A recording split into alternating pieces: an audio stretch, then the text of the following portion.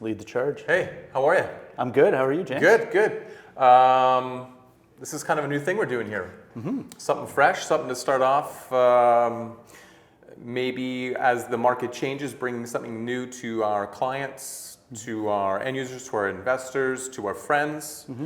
I think the goal of us getting together today is we often have these conversations in the back end. Yep. And we thought maybe let's put a camera in front of us and chat it out. So I'm here with my friend Jay Van Am. Hey. I'm James Battistella we're both from Trillium West, both agents, broker actually, Yeah. big title over here. And we want to talk some stuff about real estate. Yeah, Right. there's a lot of interesting stuff going on right now. Well, I think there's always topics, and the goal is, we do training. We're actually always in the office. We're doing training. We're always learning, and we want to bring this information to the forefront to the people who want it and who need it. Yeah, Locally, yeah. right? So essentially let people into our water cooler chats that we have around the office a little bit. Yeah, big time. absolutely. Okay. Jay's on real estate. I kind of touched on it. I think we'll still work on it, but we'll go from there, right? Between two brokers and Jay's on real estate, it's tough. Jay's on real estate. Yeah. So we needed like an intro and everything like that. The advertising for Jay's on will work well for me if we just write it JASON or JAYSON. I'll take that. I'm gonna have some problems with that. But. Okay, so let's start it off. I think one of the first topics we want to talk about is TRESA and how it changes the process for buyers and sellers, or maybe just some key points about what's happening there. Yeah, I'm sure a lot of people have probably heard about TRESA, or they might have just heard it through the context of open offers are coming. That seems to be the key talking point for most people with TRESA, is that in this new act, there's going to be a change to sellers being allowed to offer the insights of what offers are coming in. So to let other people know what kind of prices are on those, what kind of closing dates or conditions are offered. Exactly, and people have been calling for that for a long time. And so the open offer process is going to be a big one and probably the piece that most people have heard about with TRESA. But in general, come December 1st, there are going to be a lot of changes to the industry, mainly with the goal of more transparency and clarity about the role of a realtor and the relationship that a realtor has with the people that they're working with. To that point, are they going to be adding anything in terms of paperwork to that? Yeah, exactly. That's a big thing they're leaning on, is more clarity through the paperwork and the conversations that they're trying to push realtors to have with their clients. So right now we have some forms about working with a realtor that talk about what a client relationship is. They're blowing that from a one-page document into, I think it's a 10-page document, with a lot of more detail on what the responsibilities are from a realtor. So you will note different paperwork coming down. You should be hearing different conversations from your realtor when you're sitting down with them now. And within the real estate sector, I think it's going to be important to be asking your realtor what these changes mean for you, and they should be pretty caught up on what those changes are to make sure they're doing the best by you moving forward. Okay, and you said December 1st? December 1st, okay. TRESA rolls out, absolutely. Okay. So that's a big one to get off the table, but we've had a lot of interesting stuff going on, even just within Trillium West. A couple weeks ago, Hockey Helps the Homeless tournament, you were a part of that? Yeah, so I know you've done it in previous years as well. This one, I think it holds dear to my heart. Obviously, I think there's a lot of people in the region that see it. We've got a lot of homeless. We've got a lot of people who have been set back through what's happened through COVID. And so what Hockey Helps the Homeless does is puts on one of the best fundraisers, best charities for us to put forward and raise as many dollars as possible for this fundraiser. Specifically, Trillium West, we raised $13,500, which is kind of like the average of what we've done it. This is our 4th or 5th year. As a whole, as a region, we brought in over $300,000. That's amazing. Yeah, and I mean, I think us as realtors, I think people know we get to eat, we get to sleep in these great circumstances. And I think if we can give back, or at least give some exposure to this, more people will contribute some dollars or support, whatever that looks like. One big shout out to Ian Kalo. He represented Trillium West. He did most of the fundraising, most of the planning. He is a key cog in what we do. But the reality is about $100 gets someone off the streets into a bed for a week. Okay. And on top of that, what did I want to say?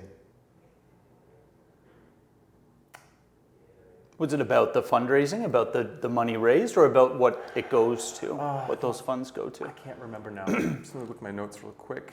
Yeah. It is short-term and long-term solutions to homelessness. It's not just about getting someone off the street for the night, but it's putting something in place for the long term to get people a chance. Right. For a fresh start. Which is a huge initiative right now across most of Canada, to be honest. A lot of people are trying to fight these and find good systemic changes to make it easier for people to move forward and get out of those types of situations. I think we all see it. It's almost on every corner, right? So especially being across from what we have here at the office, where there's a lot of tents, families, living on the streets. So anyhow, I think it's really cool. And along that same vein, I guess it's worthwhile talking about. I know I'm seeing a lot of headlines right now about food banks having shortages. A lot of people trying to find support through things like food banks. And Trillium West is also doing something with that, right? Yes. So we are doing a food bank donation program.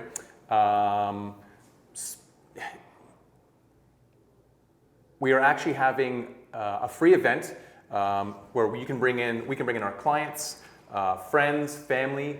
Santa will be on site, free treats, free hot cocoa, some games. We're doing December 2nd in Kitchener and December 9th in Guelph. Ideally, you RSVP if possible, but if you need to get details, you can reach out to myself or Jay as well. Absolutely. We'll get you in there for sure. Next on the docket.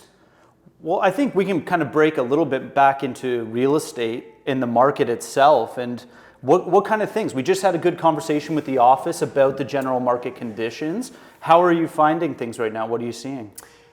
So I think it's important that people have a true understanding of what is happening month to month, week to week. I know day to day is kind of too short, but things are happening quicker than ever. So I think if we all go back and live through COVID, it was the hottest market ever. And I know that, let's say in Q2, Q3 of this year, things really started to take a different turn and the sentiment of the market has changed. What we're seeing compared to last month was a very challenging month.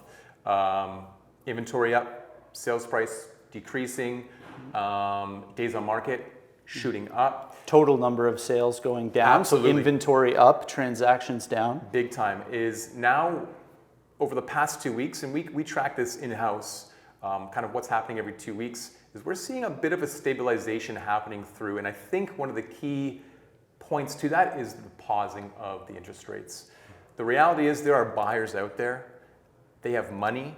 They can't get qualified for mortgages. So with these pauses, it gives more time to save down payments, longer searches to find different products.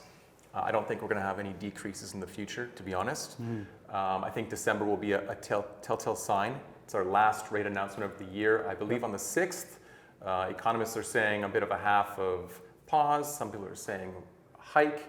I mean, we don't have a crystal ball, do you? No, I don't. No, I lost mine a couple years ago. Mine broke. So once I got my real estate license, mine vanished. I mean, we've all got ideas, but I think now that we're starting to see the results of previous hikes, we're starting to see that actually trickle down into the markets, and we're seeing the results of that now. So I think pausing is a good thing. I think people are holding on to their riches. They don't know what's going to happen. Their mortgages have risen. Their groceries are expensive. Their gas is expensive. So I think this next rate announcement will really tell what the 2024 picture outlook looks like. Yeah.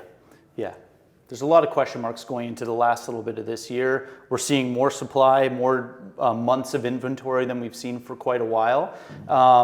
But like you're saying, consistency in interest rates means consistency in planning for buyers. They know what kind of numbers they can work with. Right. And they have optimism. I think a lot of people have optimism that if they are signing up for a mortgage for 2 years, by the time they have to renew their interest rates will probably be a little bit lower. So it's about getting through right now. Yeah.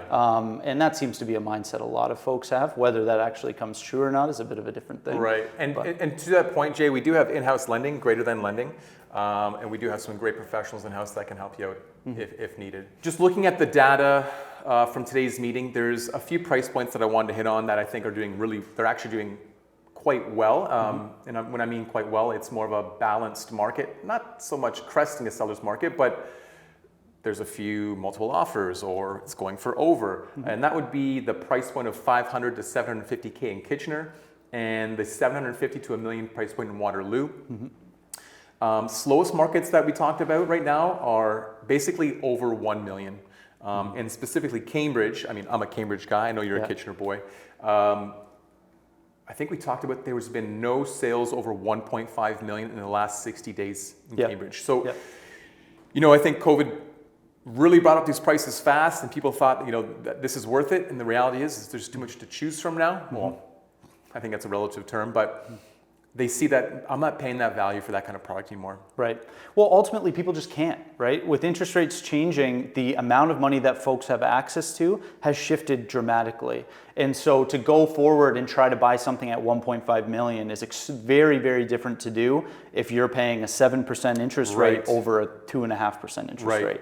And so some of these decisions are made for people, and it makes sense that those upper price points are struggling the most or not moving at all right now. But like you were talking about, I think the price points that we expect to see stay busy. Kitchener 500 to 700,000, Waterloo 700 to $1 million. Those are wheelhouses that we have expected to see and make sense as they are. And then generally detached properties, townhouses, semis that are under the 600 sort of mark, they still get a lot of eyes on them just because they're affordable. Entry-level product. Yeah. And to that point, Jay, we also talked about the new floor. So, you know, if we went pre-COVID, we both had clients with budgets of $350,000. Yeah. That new floor of what that entry-level product looks like now is that number 300,000 doesn't really exist anymore. It might be a marketing price, but it's actually selling for more. You know, so. Just to all those people out there that have that budget and are thinking perhaps that that's going to be something they can achieve, I think you got to really talk to your realtor and talk about it's a marketing price, but it's still not achievable right now. Make sense? Yeah, absolutely. Yeah. And that's condos, stacked product, more of the young professional modular kind of stuff happening. Yeah, absolutely. Like that basic starter stuff, we're not seeing much under 400, not just in Waterloo region. Right. You have to go pretty far away from us here to track that down. Like I would say you're probably struggling to find something like that in Woodstock. Agreed. Listowel, like even well outside of town, you're struggling to find that.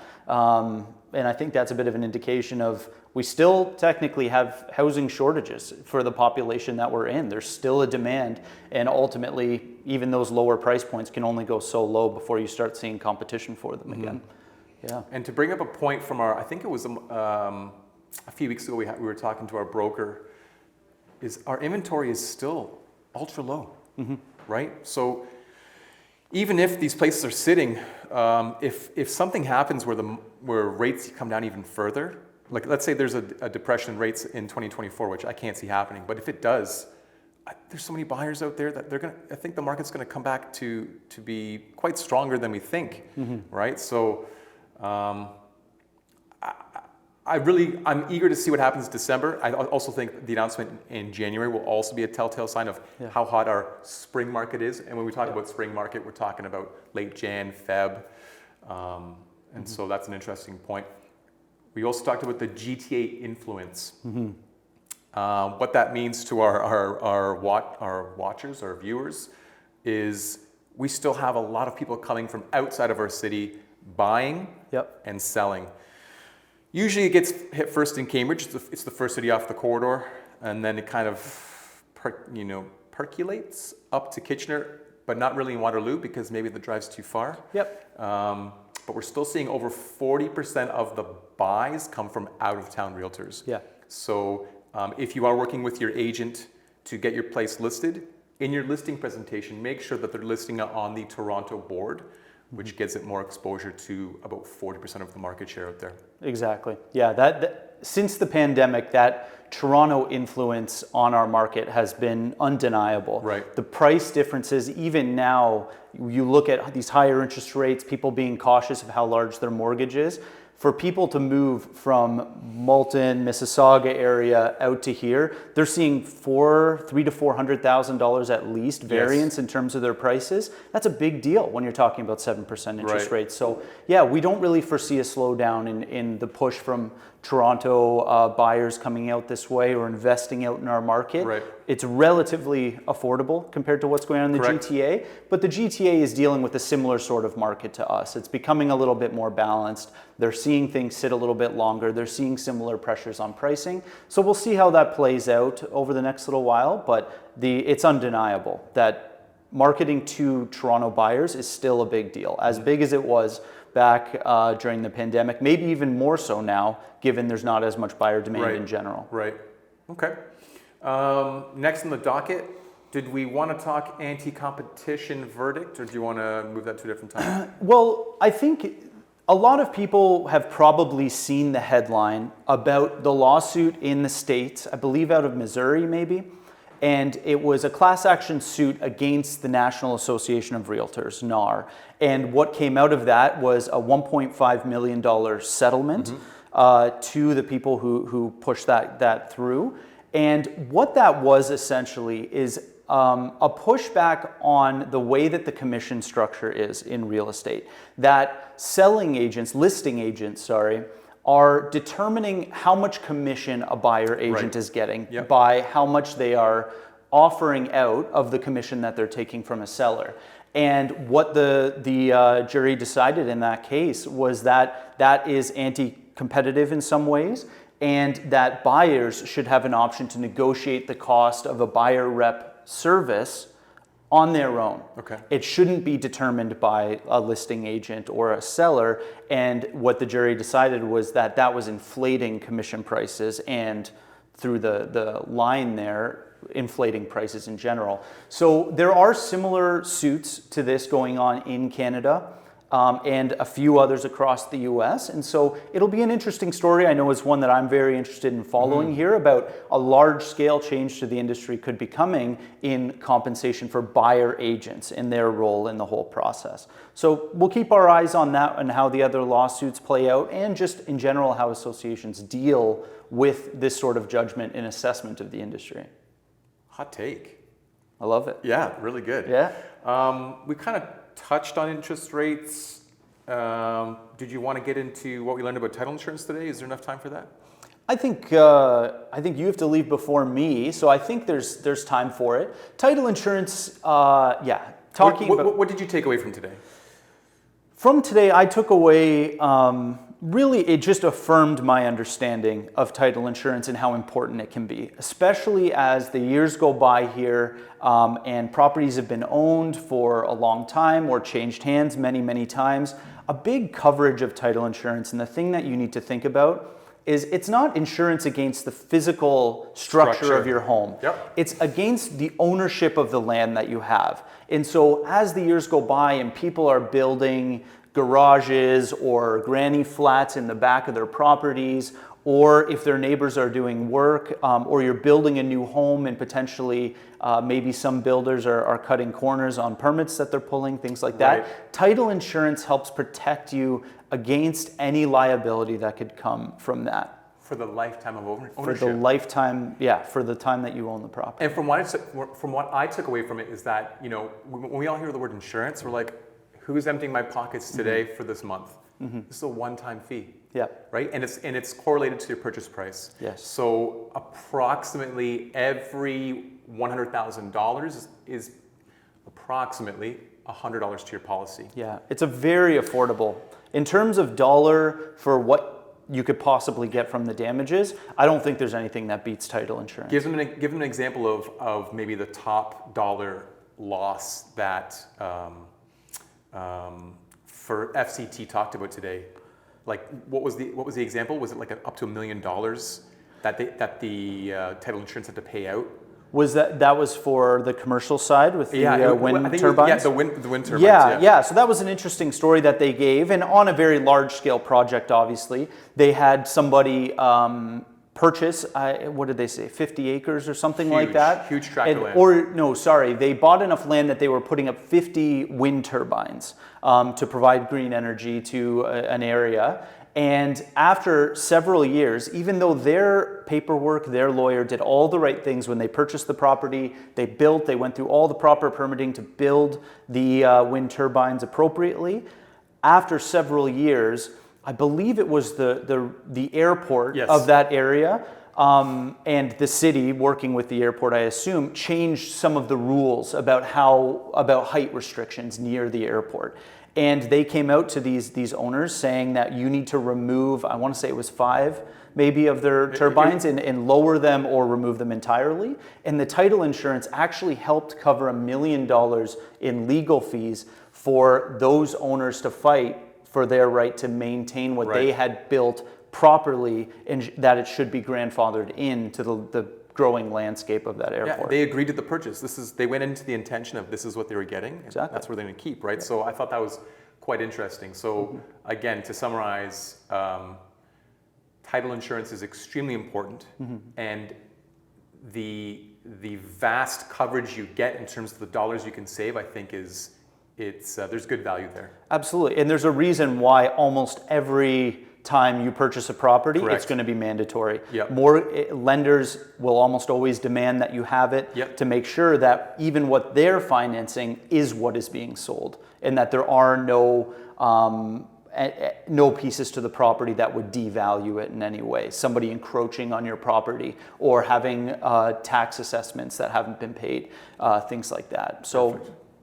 Lenders are valuing it very highly, and there's good reason for that. Awesome. Yeah. So, I mean, just some small tidbits about title insurance. We're going to want to talk about different things every week, every 2 weeks.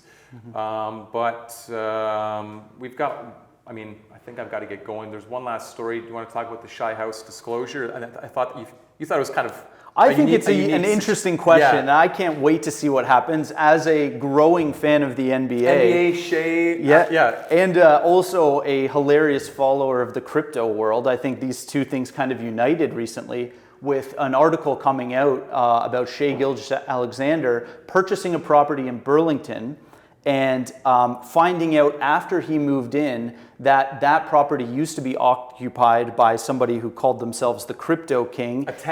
A tenant who rented a property for $45,000 a month, and they essentially cheated people out of $40 million in crypto investments. And then that person kind of vanished. And after Shea purchased the property, he started having people show up looking for this person who stole hundreds of thousands of dollars from them. And so the conversation and the question that lawyers are asking, agents are asking, Shea is asking, even yourself, even myself, is this something that we believe is a defect or a stigma that should have been disclosed? Or is this a situation of buyer beware? If you didn't ask that specific question, what do I owe you as a seller to answer it, or be forthcoming about it? So that's a question that I would love to hear your thoughts on in time, or other people's thoughts as well. If anybody's watching and wants to give your thoughts, do you believe that some sort of scam, large scale like that happening on a property is something that needs to be disclosed, or does that come out to buyer beware? It goes back to one of my basic points is when I'm with a client and we're looking to purchase the property, I'm always going to Google the property. Yeah. Right. So I think that would have came up if I did my basic level due diligence. Whether that's whether that has to be disclosed or not by the seller, I don't know. Yeah. I don't know how I feel about it, but I just know that if I was Shea, I'd be a little bit pissed off. That's for sure. Right? Absolutely. Yeah. Yeah. So we'll see where the courts go with that one over the next couple months. Okay. I think that's all we want to talk about today, but we've got lots more on the docket, lots more to come. I think the goal here is to do about 6 to 8 of these setups. I hope so. And we'll see where we go. Yeah, absolutely. You'll hopefully see a lot more of this stuff moving forward. Pleasure talking to you, Jay. Always a pleasure, James. All right.